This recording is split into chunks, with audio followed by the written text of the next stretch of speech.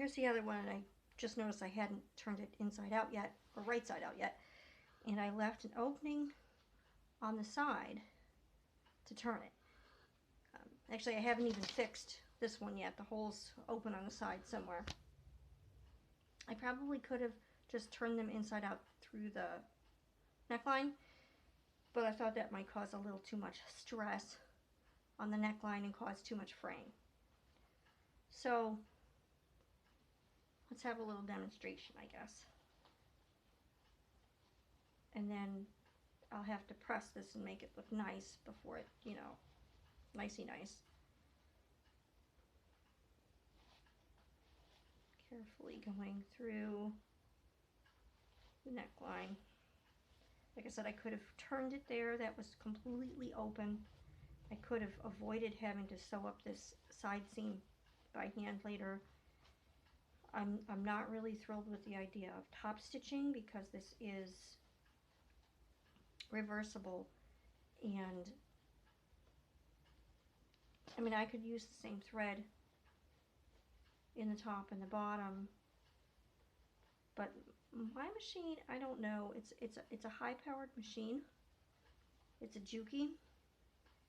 When I bought it, the line the saleswoman gave me, and whether or not this is a line or whether it's true, I don't know. But she said that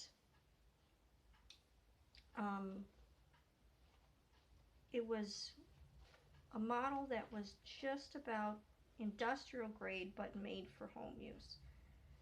And Juki's a really good machine. I had heard of Juki before when I was working at a place that sewed boat cushions for a short period of time.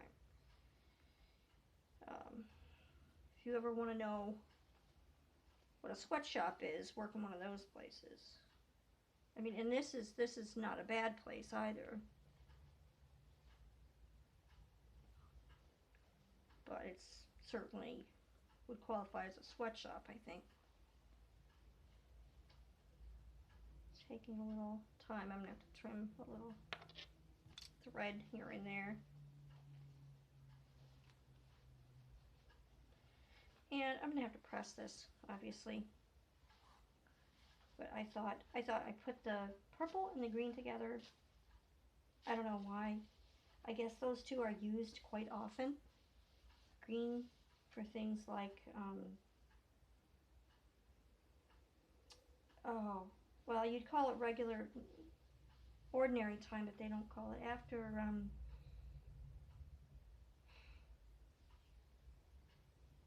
Pentecost, right? After Pentecost. And purple is used both in Advent and in Lent. So, you know, and then white for things like Christmas, and red, I guess, for what saints' days, martyrs, stuff like that. Martyrs, not just saints, because some saints who were not martyred would get white, and some who were martyred would get red. And I mean, I think this really for dolls. I mean, I don't mean to pat myself on the back a lot, toot my own horn and whatnot, but I don't know. I kind of think these are neat, and I kind of want to make some more of these. I would love to make individual sets where they're lined in like a nice white color, something different than this. This kind of reminded me, not quite reminded me, but if you've ever seen the Almy Celebration white, it's kind of what I was going for, except this doesn't have as much color as that does, obviously not the same pattern, but it's fancy schmancy enough that it could be some kind of embroidered gold work from a distance, a very far distance, right? Like, if you've ever seen the movie Tootsie, where he's on the screen dressed up as Tootsie or whatever, and you gotta let's see if we can make her more attractive. Pull back a little bit. Oh, how far? What about Cleveland or whatever? So if you go back to Cleveland from Florida, this might look like gold work. But that's it. I don't know how I'm gonna splice these two bits of video together to make one video. Because because I have no idea what I'm doing with video editing, and I don't really have video editing software that makes sense to me yet. But that's the two Chasubles. That's like the last bit of this project. Well, I might make an amice, and that's all that is, a square of fabric, or a rectangle of fabric with some ties on it. I don't even know if I'm gonna do the amice because it might be a little bit much with the doll. I mean, on a regular human person, you can layer all these things, and it's like, it's okay. On a doll, I'm finding it's a bit much to layer a cassock, an ab, a stole, and a chasuble. It's pretty doable, though. It's not that difficult. But it's like, you can see as you layer more and more stuff on a doll that it's like, there's a limit to how much you can layer on a doll. So I don't want to go too far. Maniple. I'm going to make one maniple. Probably do it in white. And just, that'll be go with everything, even though it should technically match each chasuble. One maniple for this set, I think, will be fine.